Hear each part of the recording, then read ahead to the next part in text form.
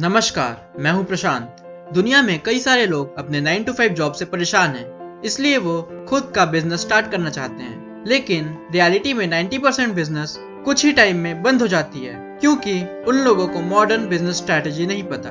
तो इस वीडियो में मैं आपको बताऊंगा मॉडर्न बिजनेस स्ट्रेटेजी, जिसका इम्प्लीमेंटेशन आपके बिजनेस को नई ऊंचाइयों तक पहुंचा देगी। जो एक गो गेटर थे। गो गेटर यूजुअली उस इंसान को बोलते हैं जिसे जो भी चीज चाहिए होती है उसके पीछे वो जाता है और कुछ भी करके उसे हासिल कर लेता है। ये गो गेटर का एटीट्यूड मैक्सिमम लोगों को बेस्ट लगता है, बट ऑथर बोलते हैं एक्चुअल में ये बेस्ट नहीं होता, क्योंकि एक बहुत अच्छा गो गेटर होने के बावजूद भी जो का टाइम बहुत खराब चल रहा था। उसका थर्ड क्वार्टर काफी लॉस में जा रहा था। उससे उसका एक बहुत बड़ा क्लाइंट छूट गया था। बिजनेस बिल्कुल खराब चल रहा था। इसलिए सिचुएशन को बेटर करने के लिए जो ने एक बहुत वेल्दी और बड़े कंसल्टेंट से कंसल्ट लेना स्टार्ट किया।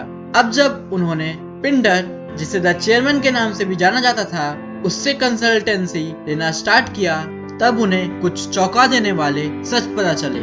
उन्हें पता चला कि मैक्सिमम लोग उनकी तरह गलत करते हैं गो गेटर बनके, जबकि एक्चुअल में उन्हें बनना चाहिए द गो गिवर। और द गो गिवर बनने के लिए उन्हें 5 लॉज के बारे में पता चला। ऐसे लॉज जो उन्हें स्ट्रेटोस्फेरिक सक्सेस दे सकते थे। इनफैक्ट अगर ये 5 लॉज कोई भी फॉलो करेगा अपने लाइफ में, तो वो इंसान अपने बिजनेस और अपने लाइफ दोनों में सक्सेस पा सकता है। बट ये सब उन्हें सिखाने से पहले पिंडार ने जॉ से एक प्रॉमिस लिया। उन्होंने उससे प्रॉमिस करवाया कि वो इन 5 लॉज को उन्हें 5 अलग अलग दिन सिखाएंगे, जो 5 अलग अलग हफ्तों में उन्हें दिए जाएंगे, ताकि हर हफ्ते उन 5 लॉज में से हर एक लॉ को अपने बिजनेस में अप्लाई कर सके और रिजल्ट्स देख सके। तो मैं भी पिंडार की तरह आपको यही सजेस्ट करूंगा कि आप भी इन 5 बातों को अगर लाइफ में अप्लाई करना चाहते हो तो एक एक करके हर हफ्ते उनको अप्लाई करना स्टार्ट करो। तो चलिए देखते हैं। पहला लॉ है द लॉ ऑफ वैल्यू।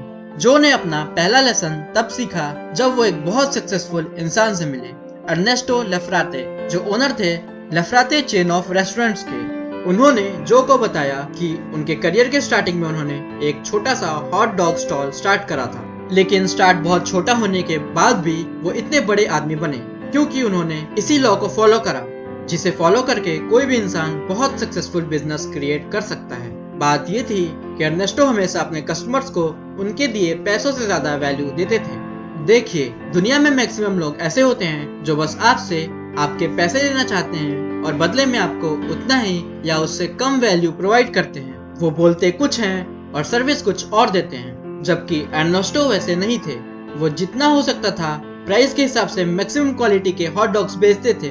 वो अपने कस्टमर्स के नाम याद रखते थे, कस्टमर के साथ एक रिलेशन बिल्ड करते थे। इनफैक्ट वो उनके बच्चों के नाम, बर्थडेज और स्पेशल इवेंट्स भी याद रखते थे। ऐसी कई सारी डिटेल्स याद रखते थे, जिसकी वजह से वो बस हॉट डॉग्स नहीं बल्कि एक हाई क्वालिटी एक्सपीरियंस अपने कस्टमर को देते थे। फिर यही रीजन था कि लोग अपने दोस्तों को, अपनी फैमिली को खुशी खुशी वहां लेकर आते थे, एक हाई क्वालिटी एक्सपीरियंस लेने के लिए, जिसने फिर उन्हें बहुत सक्सेस दी। और ये सब हुआ बस उनकी फिलॉसफी की वजह से, जो थी कि ऐसा फूड और सर्विस दो जो हमेशा कस्टमर के दिए पैसों से ज्यादा वैल्यू दे। तो ये सब सुनने के बाद जो ने पूछा, तुम ऐसा इसलिए करते हो ताकि लोग तुम्हें ज्यादा पैसे दें? इस पर अर्नेस्टो ने कहा, नहीं, ये सोच एकदम गलत है, क्योंकि हमेशा बिजनेस करते हुए आपका पहला सोच यही होना चाहिए कि आप लोगों को कितनी वैल्यू दे रहे हो।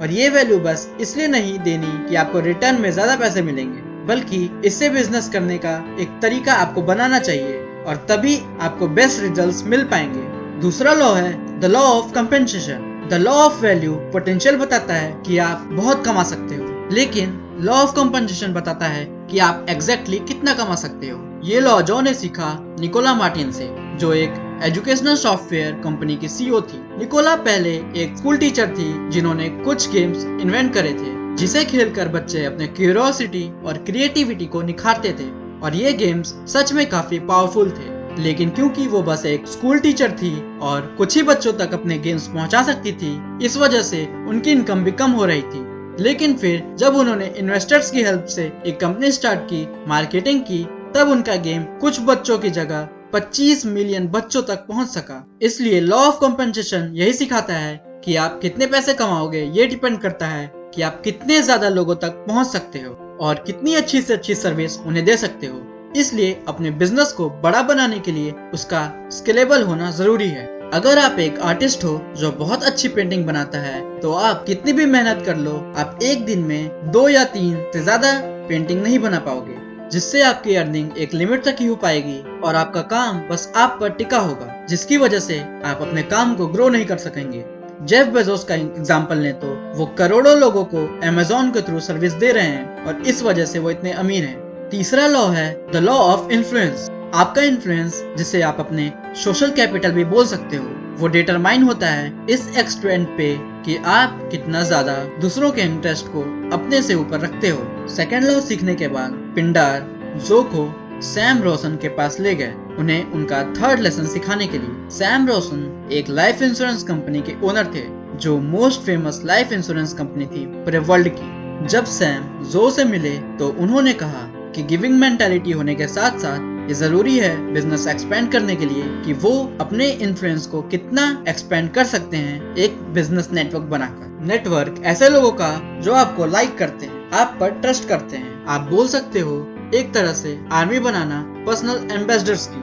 वो जरूरी नहीं आपसे आपका प्रोडक्ट हमेशा खरीदें, लेकिन आपको हमेशा अपने दिमाग में रखें। और ऐसी आर्मी बनाने का बेस्ट तरीका है by not keeping scores. Maximum लोग तो दूसरों के लिए यूजुअली अच्छा काम करते ही नहीं, और करते भी हैं तो हमेशा गिनवाते हैं कि मैंने तुम्हारे लिए ये किया वो किया। बट जब आप ऐसे बन जाओगे कि बिना अपना काम गिनवाए सेल्फलेसली दूसरों के लिए कुछ अच्छा करोगे, तो लोग फिर आपको काफी पसंद करने लगेंगे और खुद से बदले में आपके लिए कुछ करने का भी सोचेंगे। बिकॉज जब आप दूसरों के इंटरेस्ट को अपने से ऊपर रखते हो, तब आपके इंटरेस्ट खुद ब खुद दूसरों को इंटरेस्टिंग लगने लगते हैं। और यही है the law of influence business का, दूसरे के इंटरेस्ट को हमेशा खुद से पहले रखना।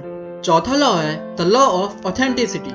सबसे इम्पोर्टेंट चीज जो आप किसी इंसान को दे सकते हो वो है your true self. Fourth law समझाने के लिए पिंडर ने जो को एक एनुअल सेल्स कॉन्फ्रेंस में ले गए, जहां उन्होंने डेब्रा की स्पीच सुनी। डेब्रा अपने शहर की टॉप रियल एस्टेट एजेंट थी और वो ऐसी बन पाई थी इस फोर्थ लॉ को फॉलो करके।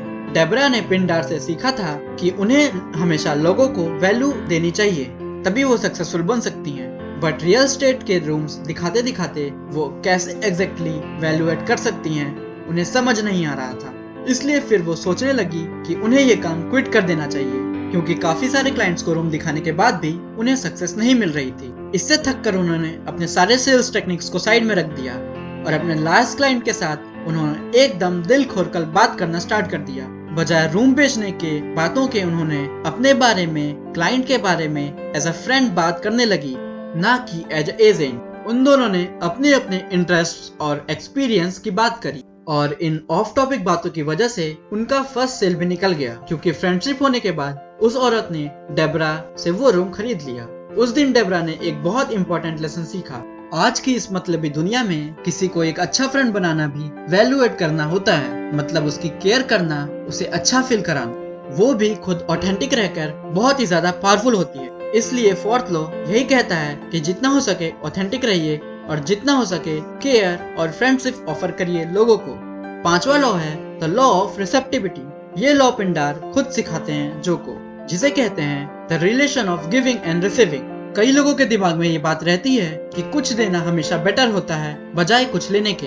लोगों को लगता है हमेशा गिविंग मेंटालिटी ही बेस्ट होता है और हमें कभी भी लेना नहीं चाहिए दूसरों से, जिसे पिंडार बोलते हैं कि ये सही नहीं होता, क्योंकि कुछ रिसीव करना गिविंग मेंटालिटी को और सपोर्ट करता है, एनकरेज करता है। और अगर जब कोई कुछ दिल से दे, उसे लेने से मना कर देते हो, तो आप उसके सक्सेस की फ्लो को तोड़ देते हो। पिंडार बोलते हैं गिविंग और रिसीविंग सांस लेने और सांस छोड़ने जैसा होता है, जो दोनों ही बहुत जरूरी होता है सर्वाइविंग के लिए। मैक्सिमम लोग हमेशा लाइफ में ऐसे बन जाते हैं जो रिसीविंग मेंटालिटी वाले होते हैं, गो गेटर वाले, या फिर हमेशा गिविंग मेंटालिटी वाले। बट सक्सेस और अचीवमेंट के लिए आपको दोनों ही करना आना चाहिए। अब जो ने इन सभी बातों को सीखने के बाद एट द एंड कंक्लूड करा, सक्सेस का सीक्रेट है गिविंग और गिविंग का सीक्रेट है रिसीविंग। ये सभी बातें आपको मैंने द गो गेटर बुक से बताई हैं। इसे आपको जरूर एक बार पढ़नी चाहिए ताकि इन सभी लॉस को आप अपने लाइफ में अच्छी तरीके से सीख सको।